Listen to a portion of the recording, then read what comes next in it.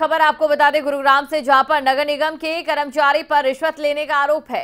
मकान पर बुलडोजर चलाने की धमकी देकर 1 लाख रुपए की रिश्वत लेने का आरोप लगाया जा रहा है। कर्मचारी पर पहले 50,000 रुपए लेने के भी आरोप है। जेई सुमित चहल पर पूरी टीम के साथ धमकी देने के आरोप है।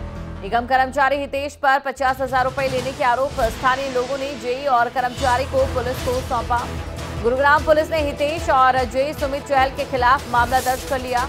गुरुग्राम सेक्टर 9A थाने में कई धाराओं के तहत ये मामला दर्ज किया गया है। तो बड़ी खबर आपको हम बता रहे हैं, इस वक्त की बड़ी खबर। स्थानीय लोगों ने जेई और कर्मचारी को पुलिस को सौंप दिया है। कई आरोप उन पर लगाए जा रहे हैं रिश्वत लेने के।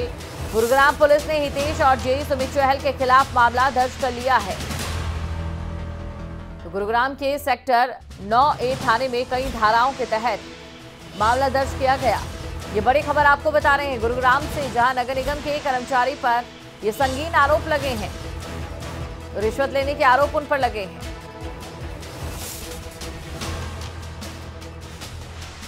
फिर ऊपर से सबको काम बंद करा के नीचे उतार दिया। फिर हम लोग नीचे उतरे, फिर बोला ऐसा है कि मालिक को बुलाओ। तो मालिक तो मेरे पास ही में छत पे थे। फिर मैं इनको भेजा तो इन लोग बोले ऐसा है कि काम बंद करो। तो हम लोग 1 घंटा काम बंद कर दिया। फिर साइड से थोड़ा सा मालिक से बात किया तो बोले कि ऐसा है कि भाई कम से कम 1 लाख रुपये दो, काम चालू कर देंगे। उनकी साइट पर आए थे कल हम पूरी टीम के साथ में। तो इन्होंने कहा, इनसे पूछा गया हमने कि भाई इनका नक्शा पास है या नहीं है। इन्होंने मना कर दिया कि मेरा कोई नक्शा पास नहीं है। तो हमने इनको कहा कि भाई हम अपना काम बंद कर दो और अपना यहाँ अपने डॉक्यूमेंट वगैरह जो भी है उनको कंप्लीट करके फिर काम चलवाना। तो इन्होंने कहा कि भाई सर वैसे कुछ अगर हो जाता है तो आप बता दीजिए। तो इन्होंने अपनी तरफ से खुद से ही अपने 20, 30, 50 जो भी इन्होंने खुद से ही डिमांड करी थी कि भाई आप इतने ले जाइए हमसे। तो देखिए, कुल मिलाकर इस समय अगर बात की जाए तो ये आरोप लगाए जा रहे हैं स्थानीय लोगों की तरफ से कि रिश्वत ली जा रही थी। वहीं दूसरी तरफ जो पहलू है वो आपके सामने भी है। इसी खबर पर अधिक जानकारी के साथ संवाददाता गुलशन ग्रोवर हमारे साथ जुड़ चुके हैं। तो सीधा उनके पास चलते हैं, उनसे समझने की कोशिश करते हैं पुलिस किस आधार पर इस मामले को देख रही है। गुलशन,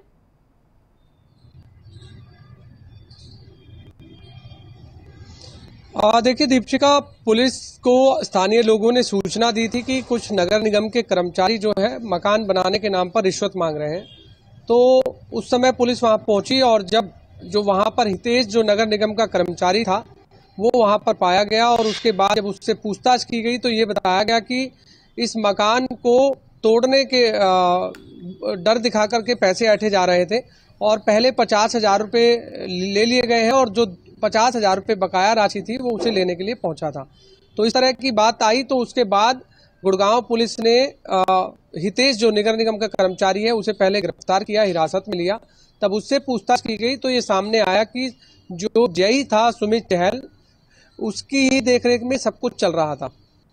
तो फिलहाल धारा 420 और धारा 34 और करप्शन एक्ट के तहत जो है मामला फिलहाल दर्ज कर लिया गया है और पुलिस इस पूरे मामले की जांच कर रही है। बिल्कुल गुलशन, देखिए सरकार की ओर से, प्रशासन की ओर से दावे किए जाते हैं कि भ्रष्टाचार मुक्त बनाया जाएगा। जो अभी प्रणाली को अगर देखा जाए या फिर तमाम चीज़ों को देखा जाए, समाज में जो तमाम व्यवस्था है उन्हें देखा जाए, बावजूद इसके ऐसी खबरें लगातार सामने आती हैं। सवाल ये पूछती हैं कि आखिरकार कब तक ये सारी की सारी चीज़ें, चाहे भ्रष्टाचार की हम बात करें, जड़ से खत्म होंगी।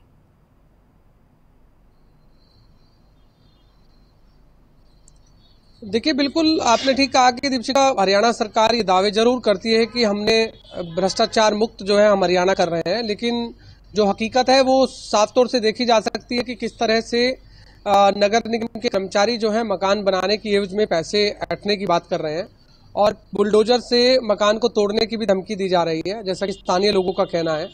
तो ऐसे में अब क्या क्या खुलासे और होते हैं ये देखने वाली बात होगी। लेकिन आए दिन हम देखते हैं कि गुरुग्राम के अंदर जो अवैध निर्माण का सिलसिला है वो लगातार जारी है और अवैध निर्माण के नाम पर जो नगर निगम के कर्मचारी होते हैं वो लोगों से पैसे भी ऐंठते हैं और वो कहते हैं कि यदि आपका मकान का नक्शा पास है तो आप मकान का नक्शा दिखाइए।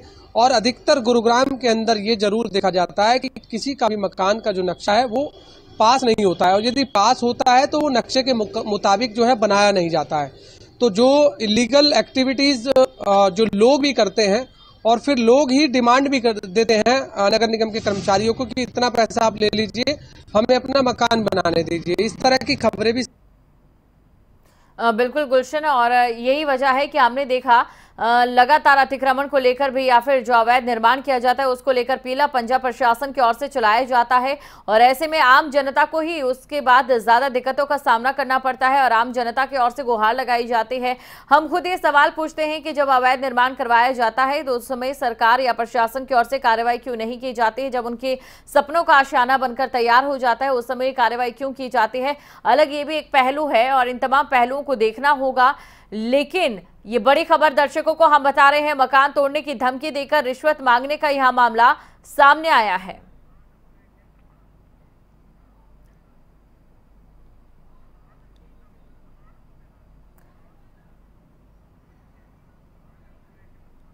RWA के प्रधान प्रहलाद जी हमारे साथ इस समय जुड़ चुके हैं। सर, स्वागत करती हूं आपका खबरें अभी तक पर। यह मामला सामने आया है और रिश्वत लेने के आरोप जो है वो स्थानीय लोग यहां पर लगा रहे हैं, लेकिन वहीं दूसरी तरफ पहलू देखा जाए तो इन लोगों के पास कोई नक्शा भी नहीं था और अवैध निर्माण की लेकर भी हम इस पहलू पर देखें तो काफी कुछ इसमें मिला जुला सा असर नजर आ रहा है। क्या कहेंगे प्रहलाद जी आप? मैडम, हमारे पास जो है, मैं रोहतक गया हुआ था तो एक कॉल आई थी जिस टाइम पे ये पूरा स्टाफ आया हुआ था पहले दिन। तो इन्होंने हमारे को बताया कि ऐसे ऐसे जो है वो नगर निगम की टीम आई हुई है और उन्होंने हमारे से 50,000 रुपए ले। मैंने बोला कि भाई तुम ऐसा करो, या तो बात करा दो फोन पे मेरी, या जैसे भी है तुम उनका नंबर दे दो। लेकिन नहीं, वो नंबर दे के गए नहीं कोई बात। बाद में हमें पता चला कि वो पैसे लेके हैं और अगले दिन लेने के लिए आए हैं जी। तो जैसे मकान मालिक ने मेरे को बताया कि हम नगर निगम के अंदर नक्शा पास कराने के लिए गए थे जी। वहां जाने के बाद बोले हमारे को बोला गया कि भी नक्शा पास इस कॉलोनी का नहीं होएगा जी, आप अपना मकान बना लीजिए। जबकि वो उनका मकान 7 फुट गहरा हो चुका था, 30 साल से वो उस मकान में रह रहे थे जी, और गिरने वाला था।